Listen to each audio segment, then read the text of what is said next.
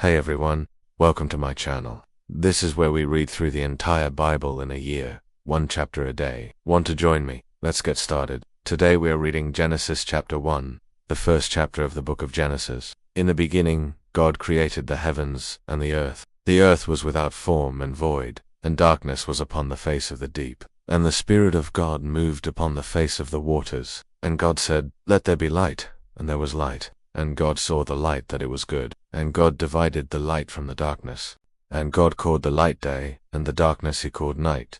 And the evening and the morning were the first day. And God said, "Let there be a firmament in the midst of the waters, and let it divide the waters from the waters." And God made the firmament, and divided the waters which were under the firmament from the waters which were above the firmament, and it was so. And God called the firmament heaven, and the evening and the morning were the second day. And God said, "Let the waters under the heaven be gathered together unto one place, and let the dry land appear." And it was so. And God called the dry land earth, and the gathering together of the waters called he seas. And God saw that it was good. And God said, "Let the earth bring forth grass, the herb yielding seed, and the fruit tree yielding fruit after his kind, whose seed is in itself upon the earth." And it was so. And the earth brought forth grass, an herb yielding seed after his kind, and the tree yielding fruit, whose seed was in itself after his kind. And God saw that it was good. And the evening and the morning were the third day. And God said, "Let there be lights in the firmament of the heaven to divide the day from the night, and let them be for signs, and for seasons, and for days, and years. And let them be for lights in the firmament of the heaven to give light upon the earth." And it was so. And God made two great lights, the greater light to rule the day, and the lesser light to rule the night. He made the stars also, and God set them in the firmament of the heaven to give light upon the earth, and to rule over the day and over the night, and to divide the light from the darkness. And God saw that it was good. And the evening and the morning were the fourth day. And God said, "Let the waters bring forth abundantly the moving creature that hath life, and fowl that may fly above the earth in the open firmament of heaven." And God created great whales, and every living creature that moved, which the waters brought forth abundantly, after their kind, and every winged fowl after his kind.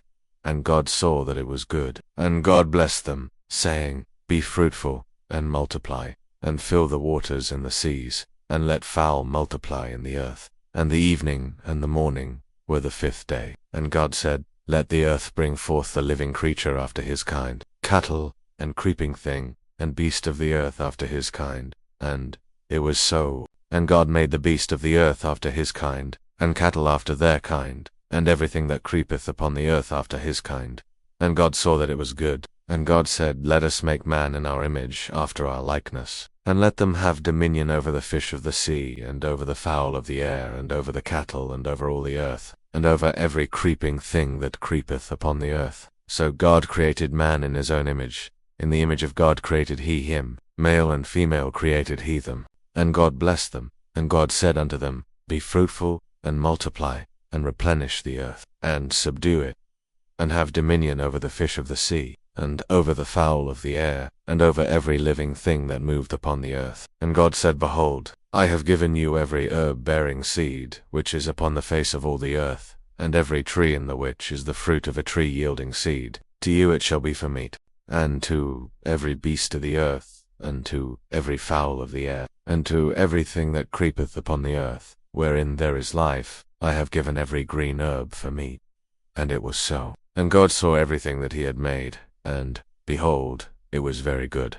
And the evening and the morning were the sixth day. Let's take a brief recap of this chapter. In the beginning, God created the heavens and the earth. He separated the light from the darkness. On the first day, God created the firmament, separating the waters above from the waters below. On the second day, God called the firmament heaven, and then he gathered the waters into one place so that the dry land could appear. On the third day, God created the sun, the moon, and the stars. On the fourth day, God created great whales, and every living creature that moves in the waters. He also created birds of every kind. On the fifth day, God made livestock of every kind, creeping things and wild animals. And on the sixth day, God created man in his own image, and gave them dominion over all the earth and everything in it. God blessed them and said to be fruitful and multiply and fill the earth and subdue it. God also gave mankind permission to eat every plant that yields seed, and every tree that has fruit with seed in it. And when God looked at everything he had made, he saw that it was very good. And that was the end of the sixth day. Genesis chapter 1 gives us the account of creation. It tells us that everything came into existence by the word of God. Even the phrase in the beginning implies eternity past. God always existed. Nothing created God. God did all the creating. From nothing, God spoke and things came into existence. How awesome is our God! The earth was formless and void. Everything was mixed up together in a state of chaos. Darkness covered the face of the deep. The Hebrew word for deep is translated both deep and sea. So the face of the sea, or deep, was covered with darkness. But the Spirit of God was moving about. There was movement even in the midst of the chaos, and that should encourage us. Even when our lives seem to be out of order, God is still in control. He is working things out for our good. And then comes the first of the creative acts. God spoke and there was light. As the author of this course pointed out, if you wanted to make one thing clear, you would not use a vague term like light. You would use a term that meant something specific. The idea here is something that is bright enough to be seen. The darkness was not banished, but it was separated from the light. And that reminds me of how Jesus spoke about being the light of the world. He said, "I am the light of the world. He that follows me shall not walk in darkness,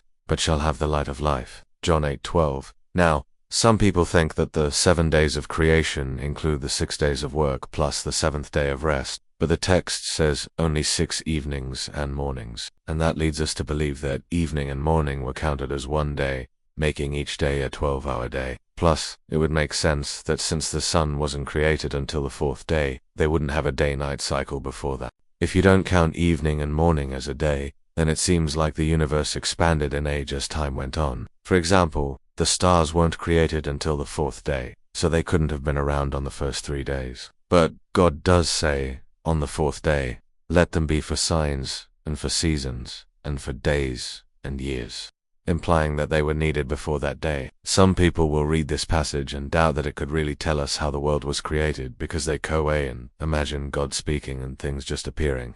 They want evidence that there was a big explosion, or maybe an infinite amount of particles and forces coming together just right. But this passage isn't intended to explain the mechanics of creation. It simply states the fact that God did all the creating, and it was good. If you want to know more about the mechanics of creation, you need to look at other books like the Book of Job or the Book of Psalms, or modern science. This passage is simply a declaration that creation came from the Word of God. Now, what do you think? Did you find anything interesting in this chapter? What surprised you or what confused you? Leave your thoughts in the comments below. While you're down there, make sure to subscribe. I look forward to seeing you next time. Until then, take care.